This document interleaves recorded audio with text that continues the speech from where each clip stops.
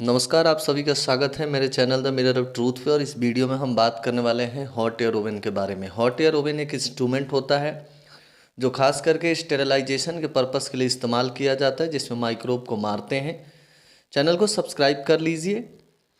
Hot air oven की बात करें तो ये एक ओवन होता है जिसमें हायर टेम्परेचर का इन्वायरमेंट होता है, जिससे माइक्रोब्स को किल किया जाता है। यहाँ पे तापमान 50 से लेकर के 250 डिग्री सेल्सियस के बीच का होता है।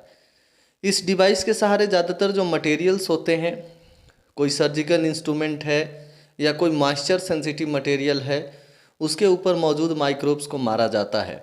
यह स्टेरिलाइजेशन के लिए यूज किया जाने वाला डिवाइस होता है।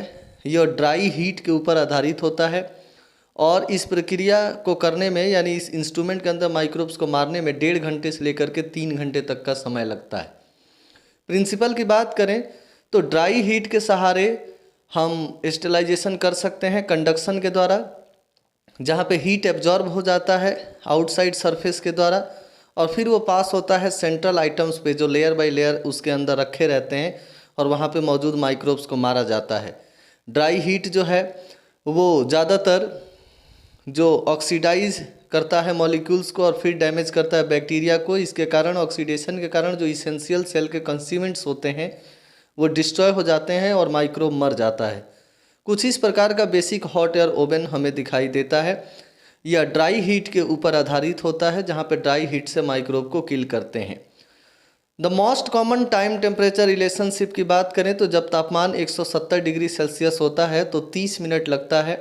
160 डिग्री सेल्सियस पे 60 मिनट और 150 डिग्री सेल्सियस अगर तापमान हो तो 150 मिनट या उससे भी ज़्यादा का समय लग सकता है। वो निर्भर करता है वॉल्यूम ऑफ मटेरियल पे, यानी कितनी मटेरियल उसके अंदर रखी गई हैं, उस आधार पे यह समय जो है वो 150 मिनट से ज़्यादा भी हो सकता है।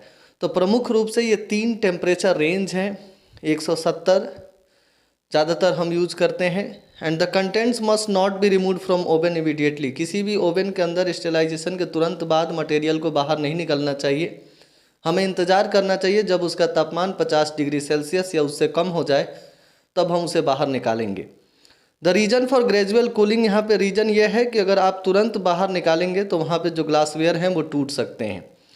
इस डिवाइस के सहारे glassware, forceps, swab, water impermeable oils, wax और पाउडर को स्टेलाइज करते हैं। Before placing in hot air oven आपको ग्लासवेयर को ड्राई करना है, प्लग टेस्ट कर लेना है कि कॉटन वूल लगे होने चाहिए।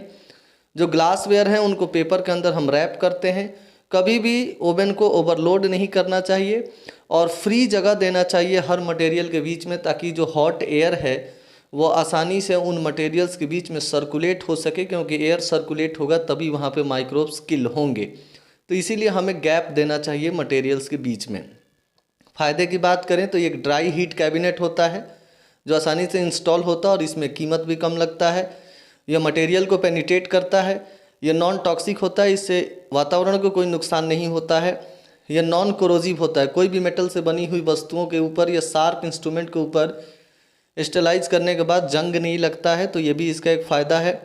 नुकसान यह है कि ये टाइम कंज्यूमिंग मेथड है, काफ़ी धीरे धीरे माइक्रोब यहाँ पे किल होते हैं। And high temperature are not suitable for most material. दूसरा नुकसान है कि तेज़ जो तापमान है वो हर मटेरियल के लिए अच्छा नहीं होता। कुछ मटेरियल अत्यधिक तापमान पे ख़राब भी हो जाते हैं। तो इस वीडियो में हमने बात किया हॉट एयर ओवन के बारे में। कृपया करके इस चैनल को सब्सक्राइब कर लीजिए, वीडियो को लाइक करिए और शेयर करिए।